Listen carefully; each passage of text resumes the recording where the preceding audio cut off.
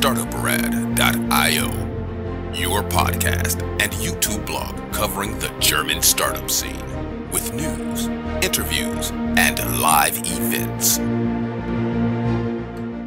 Hello and welcome everybody. This is Joe from Startuprad.io. You are listening once again to the startup news from Startuprad.io, your coverage for the German startup scene for non-German speakers.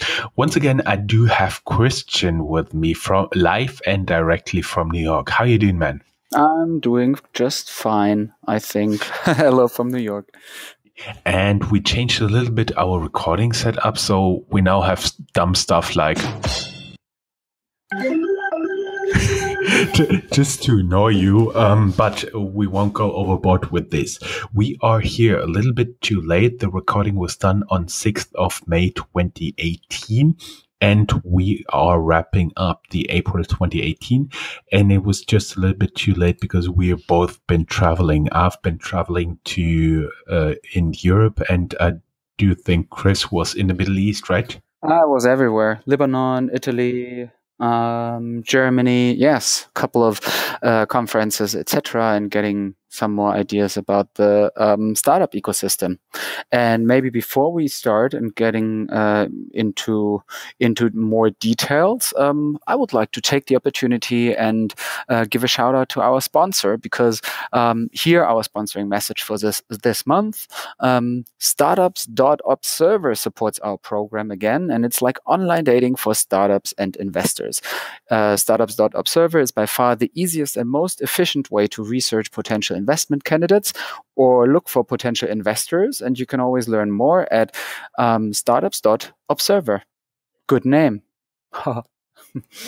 Thank you. Appreciate it. I gotta admit, it's also my project. That's why it's always here. Housekeeping. We have received emails from YouTube. In the last month, there have been more than 1 million minutes viewed on our YouTube channel. And there's a reason, because we constantly updating all of this stuff. And at one point in the future, Chris and I will be coming to you for the startup news, not only as an audio, but also as a video. Big promise.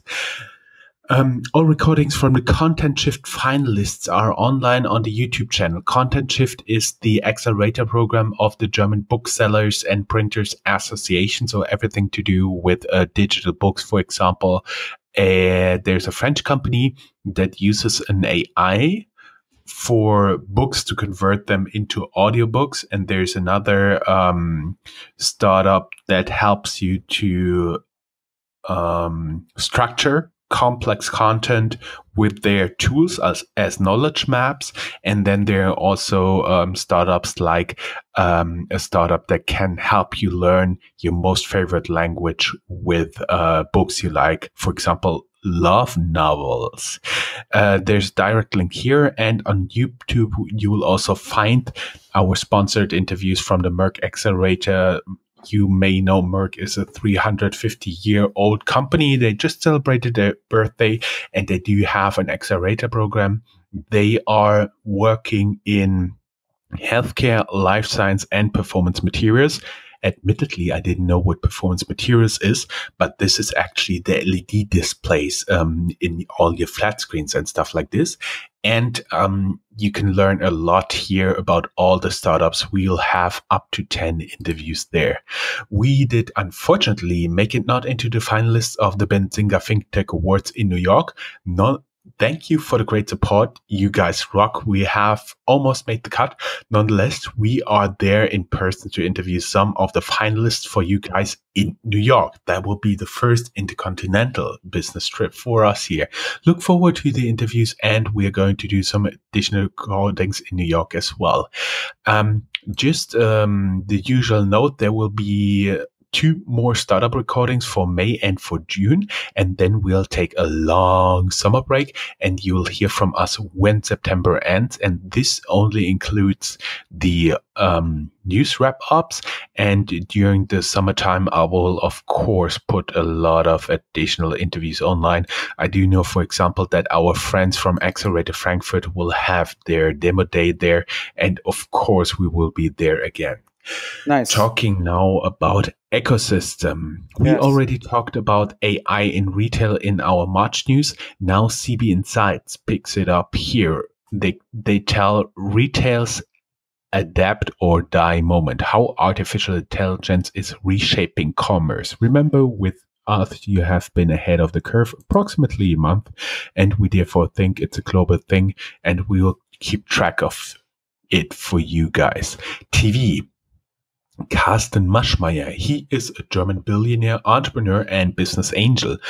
And he used to be host of a startup show on the German TV station Sat.1. But his startup show Startup, it was called, very imaginative, was cancelled by the TV station Sat.1 due to lack of viewers, right? Deutsche Startups.io. We're now at Hubs, and in Frankfurt, we have two startups from Frankfurt Rhein-Main who made headlines this month, both on a global scale. The first one was SafeDroid, who pretended to be an ICO scam for 24 hours to draw attention to the ICO advisory business, which they want to launch with this PR stunt. You just have to imagine they raised approximately 40 million euros with their ICO, and then their main website disappears, and there's like a animated GIF, and it's gone. And Yassin, the CEO, just tweeted something from a beach and something like goodbye. And that was the PR stunt. And all the employees were completely gone. We had our eyes in their office and at the day in question. And so it was pretty clear very soon that this was a PR stuff, because you never get a whole team to leave with this money, because they all had families, and we know the CTO just became father a few days later. And so the probability of just everybody disappearing, everybody sharing up the money was pretty slim. Usually it's like one or two people in the head of this organization take the money and leave, and nobody else knows it. So that was our thinking and how we soon learned about it. But the press coverage was international, and it was pretty bad. It so far we can see it fired back. They have been getting a beating in national and international press, including CEO Yassin Hanke, who received multiple death threats. You remember SafeDroid, Yassin, and the ICO from the video interview we had shortly before Christmas last year, and there's the link, of course, to that. And here are some of the links to the national and international press coverage.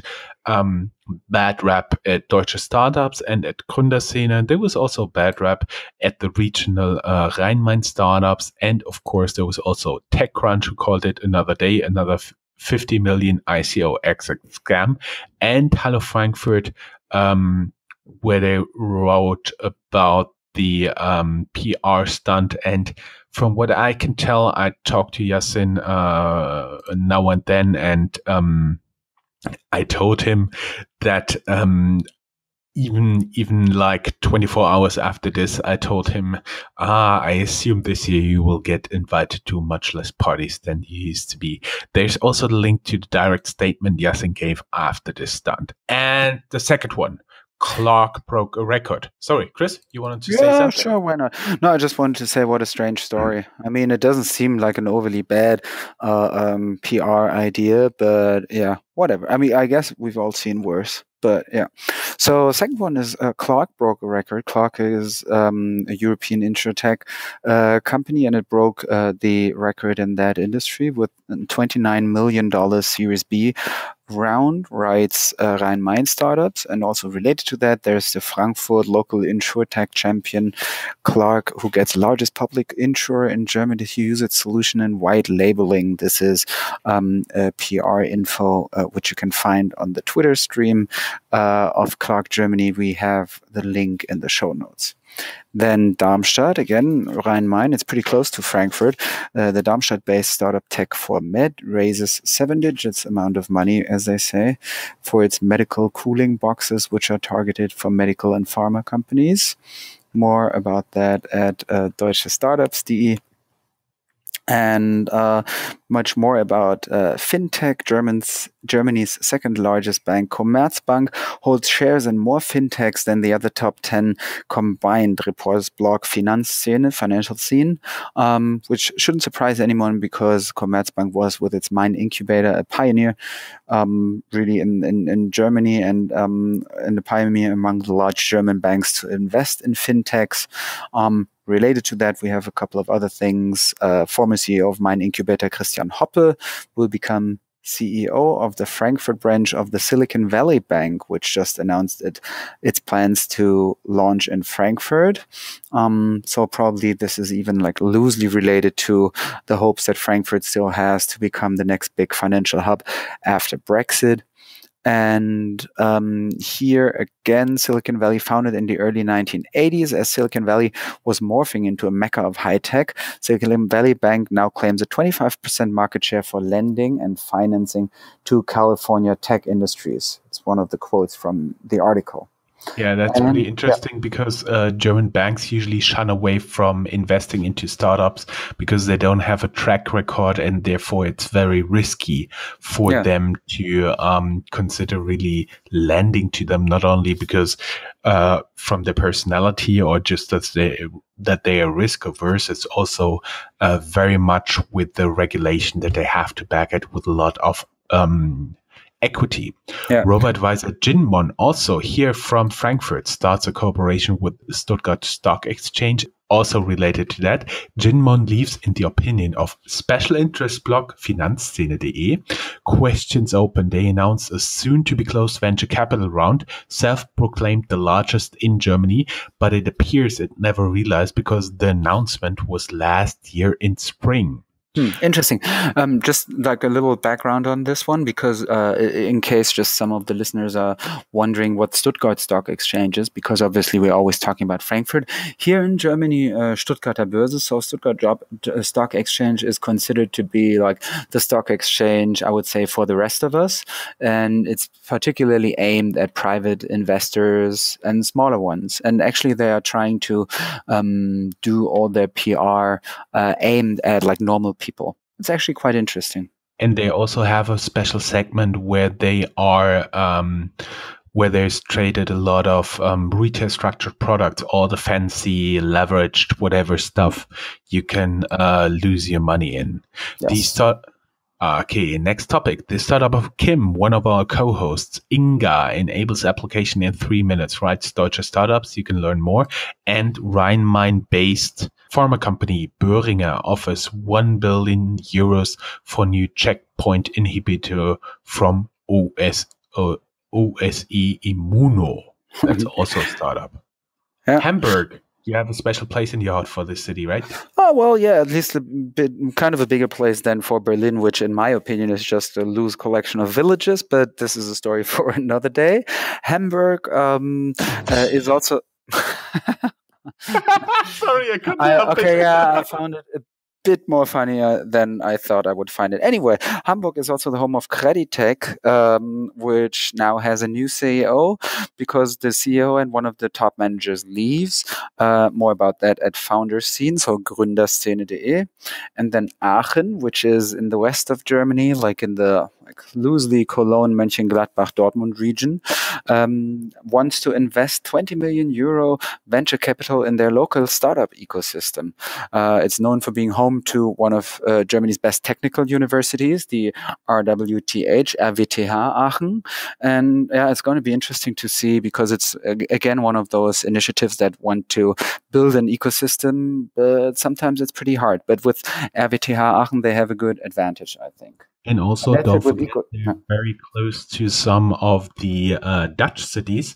So the actually, there could be a cluster growing across borders. Companies.